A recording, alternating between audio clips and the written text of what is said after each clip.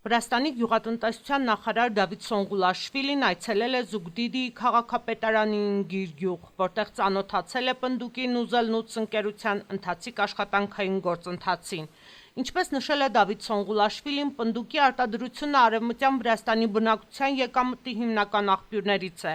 Նախարարի խոսքերով հիմնական մարտահրավերը մնում է Փասիանա։ Այս տարի նախարարությունը ակտիվ աշխատանքներ է իրականացնելու վնասատուների դեմ պայքարի ուղղությամբ, սակայն տեղական ֆերմերների ակտիվությունը շարունակում է մնալ կարևոր գործոն։ Ջիմանաց ընկերության ընկույզ վերամշակող ձեռնարկությունը գործարկվել է 2020 թվականին